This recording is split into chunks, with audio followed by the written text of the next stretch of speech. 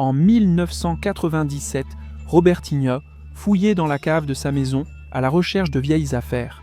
En fouillant dans des boîtes, il finit par trouver des cassettes audio. Appelée Amanda l'aventurière, avec Amanda dans le rôle principal, c'était une fille courageuse. Et à ses côtés, il y avait Wooly, un petit mouton peureux. Robertinho ne se souvenait pas des épisodes, mais il avait un sentiment de familiarité avec tout ça. Sa mère lui aurait-elle fait regarder cela pendant son enfance ? Il imagina l'avoir déjà vu une fois, mit la première cassette et, en regardant, remarqua rapidement quelques particularités. Les personnages, les arbres, les bâtiments, tout dansait au même rythme. Et alors, Amanda demande au spectateur s'il aime les pommes.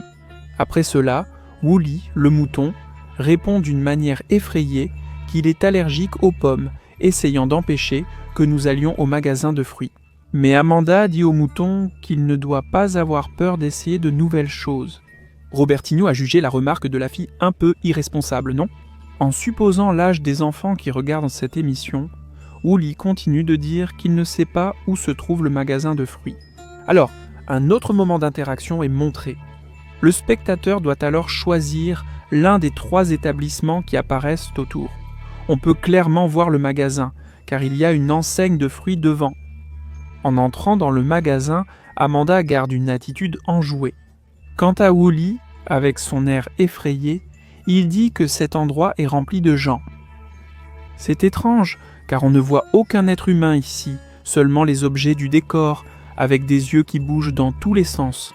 Wooly mentionne ces objets comme des personnes. Amanda montre les pommes et demande à Robertinho d'épeler le nom du fruit. Ensuite, elle donne la réponse, n'est-ce pas ?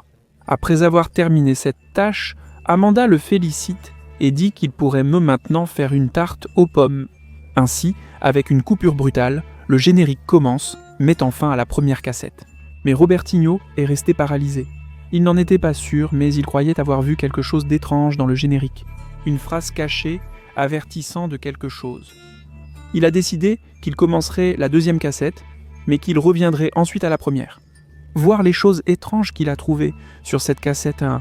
Dès que Robertinho a mis la deuxième cassette d'Amanda l'aventurière, il a remarqué que Wooly, le mouton, avait l'air inquiet, il transpirait presque à grosses gouttes et tremblait, mec.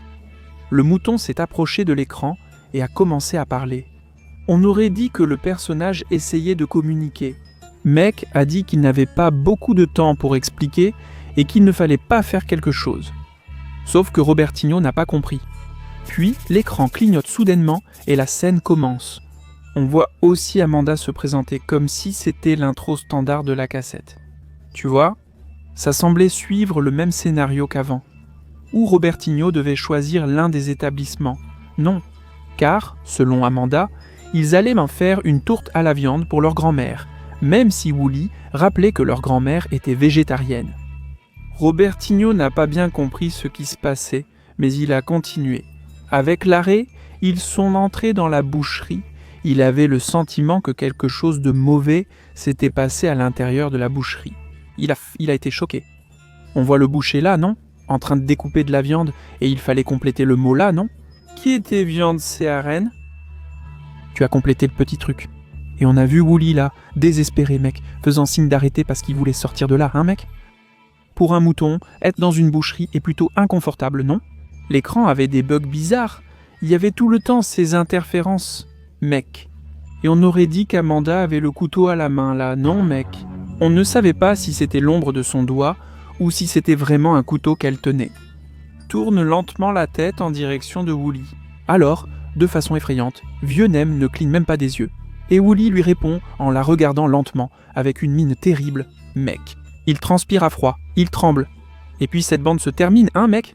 Sans aucune conclusion définitive. Ils sont juste allés là-bas pour faire la tourte à la viande pour la vieille. Et on va voir ce que ça va donner, mec. Encore une fois, on voit des décisions qui rendent Wooly de plus en plus terrifié. Mec, la cassette se termine avant que quelque chose n'arrive à Wooly. Est-ce qu'Amanda savait que le mouton essayait de communiquer avec Robertinho ? Et c'est ainsi qu'elle a terminé l'épisode avant l'heure.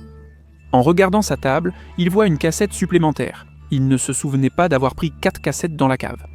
Il a pensé qu'il devait regarder jusqu'à la fin. Il voulait percer les mystères entourant cette série pour enfants étranges. Il l'a insérée et a vu quelque chose de très différent. Une photo d'une vraie maison. Une option pour épeler est apparue. Il ne savait pas quoi écrire, alors il a mis le nom d'Amanda. Une autre image est apparue, celle d'une route entourée de végétation. Encore une fois, l'option pour épeler apparaît, et il répète le même nom, et une autre est apparue. Cela ressemblait à un abattoir avec plusieurs morceaux de viande, c'est étrange. Dans l'épisode précédent, ils étaient là à la boucherie, et Uli tremblait de peur, et maintenant cette image d'abattoir avec de la viande. Mec! Alors Robertinho écrit Uli, et soudain l'écran s'éteint et la cassette est éjectée de l'appareil.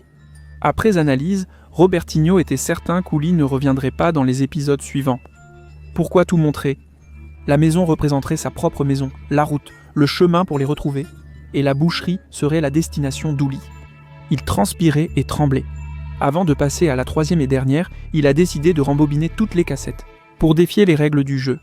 Il choisirait tout à l'opposé de ce qu'Amanda demandait, et il écrirait tout de travers. Mais quand il a commencé à faire ça, Amanda est devenue très en colère, vraiment furieuse mec. Il ajustait les options de force pour qu'un seul choix soit possible. Et quand Robertinho tapait mal, elle corrigeait. Quelle folie mec!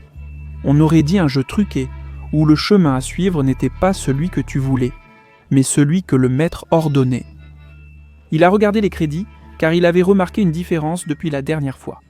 Et c'est là qu'il a vu écrit « Éteignez la télé maintenant ». C'était le message qu'Uli essayait de faire passer. C'est alors qu'il a mis l'autre cassette, sous le choc. Il voulait mettre fin à cette histoire. Et comme d'habitude, il ouvre l'écran, mais seule Amanda était là. Et il semble que le décor soit de nuit. Robertinho était sûr qu'il s'était débarrassé du lit. À côté, on voyait une masse rosée. Ça ressemblait à une boule de vieille chair. C'était sûrement Uli. Amanda dit à Robertinho de choisir la maison, la résidence, dont on ne savait pas exactement à qui elle appartenait. Il choisit l'aire de jeu juste pour plaisanter. Mais sa réaction a été totalement furieuse. On aurait dit qu'Amanda ne plaisantait plus du tout. Mec, l'option de l'aire de jeu a disparu et Robertinho clique sur la vieille maison. Face à la maison, Amanda demande de frapper à la porte pour entrer. Avec une tête bizarre, des erreurs commencent à se produire. Et l'écran grésillait vraiment. Mec, il a cliqué sur la porte et elle s'est ouverte lentement. Amanda ne cachait plus ses traits démoniaques, le contour du personnage, la texture. Tout prenait la forme d'une interférence. Tout était bizarre, tout buguait, mec. Un écran d'orthographe apparaît. Lorsqu'il complétait, plusieurs lettres s'affichaient en désordre. Ensuite, une entité avec plusieurs yeux apparaît et tout est devenu sombre. Robertinho avait découvert l'entité qui manipulait ce jeu. Il l'a utilisée pour se libérer de la cassette. Le monstre était maintenant dans le corps de Robertinho et son âme était piégée dans le monde des cassettes. Amanda et Uli auraient-ils été ses victimes dans le passé? Et est-ce que quelqu'un verrait à nouveau cette cassette et le sauverait? Ça peut prendre beaucoup de temps, mec, avant que quelqu'un ne fasse ça. Pendant qu'il fait partie du décor d'un jeu maudit. Malheureusement, Robertinho n'a pas eu une très bonne fin, restant coincé là pour toujours.